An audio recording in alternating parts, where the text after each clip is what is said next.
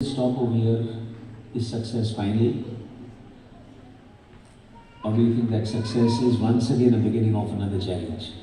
So nothing is the end. Actually, when you arrive at something, then you find that the road ahead is longer, more arduous, and it's more interesting, more challenging, no doubt about that. That's what you must understand. You must also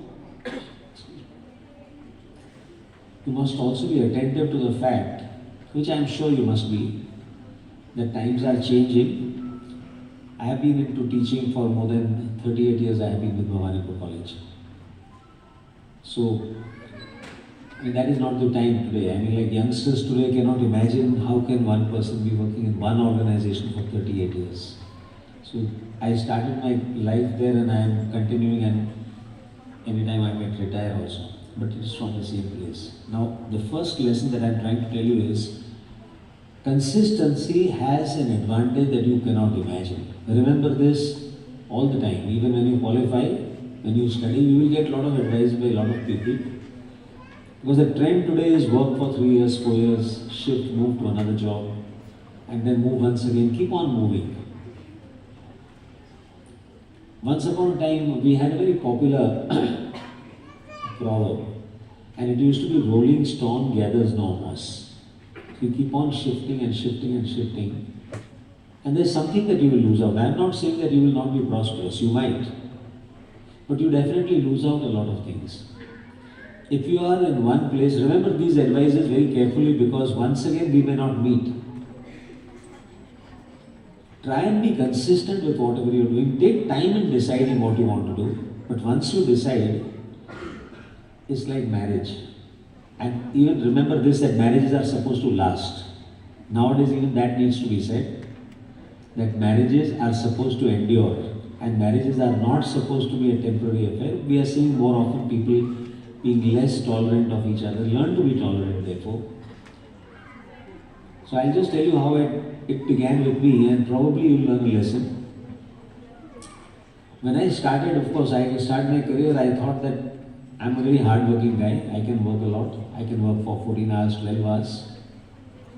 So I started with this, that in the morning, from 6 o'clock to 10 o'clock, who's going to pay me for the time? Nobody's going to pay me from 6 to 10 in the morning. So that's how I landed up in a college. So 6 to 10, you get a living livelihood.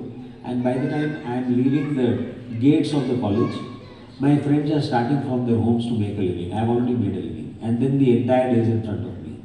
So during the day I can do so many things, which of course I did. I kept on doing one thing after another, and I realized that I could do a lot because I had one stable place. So do this in your life. Start by thinking, what is it that you want to do? So your career should be, you should choose something in your career where the worst of the job is also something that you like. For example, if you take up teaching, going into the classroom and teaching is the glamorous part of the job. That is where everybody claps for you, everybody wishes you good morning, etc., etc. So those are great things. That's something everybody loves. It is the correction of the papers which nobody likes. It is the preparation for the class and the preparation lecture-wise for the entire semester and those kind of things. Those are the things that nobody likes. It is dealing with a student who is not interested to study. How to make it interesting for him too. It is important to understand that there will be bullies in the colleges.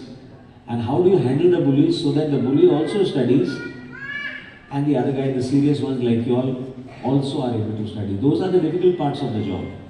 And then give yourself the thought that, do I really like it? You won't understand the challenges unless you walk for a couple of steps, then you understand.